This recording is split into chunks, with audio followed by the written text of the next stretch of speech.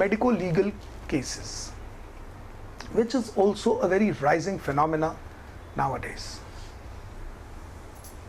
That there is a fashion nowadays, if something goes wrong, make an allegation, which was not there few days back. Earlier, people used to trust and have a faith in doctors. Now the rising phenomena is, and with the Consumer Protection Act being in place, that people tend to make allegations if they're not happy or if something slightly here or there is wrong. Now in these allegations, I just want to enlighten you where the law stands. There are two types of consequences in case somebody makes these allegations. One is a civil consequence, the other is a criminal consequence.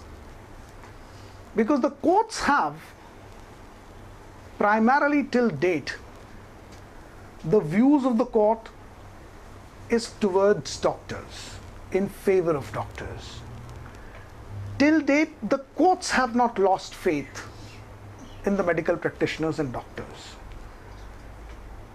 The stand of the court primarily, few exceptions here and there are obviously there, but primarily, more or less, the courts feel that at the worst, there can be a case of negligence, but not deliberate, intentional loss to the patient. And that is why normally the courts shun to impose criminal liability on doctors. Although prosecutions do happen, complaints do get registered, but courts have been hesitant to impose criminal liability.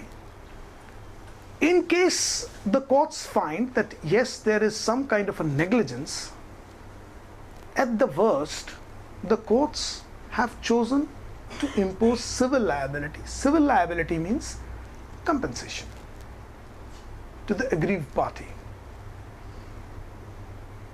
But hardly the courts have concluded to go ahead with criminal prosecution or imprisonment of a doctor unless there is very grave intentional wrongdoing.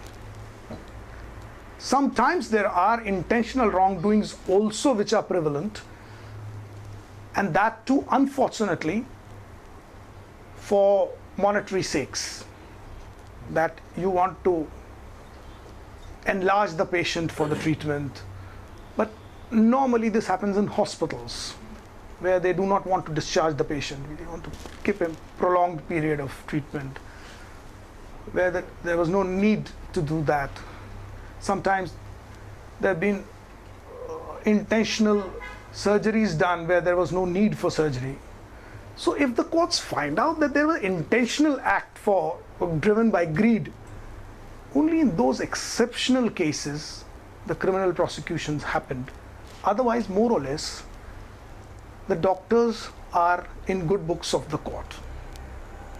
So this is that area which I wanted to highlight.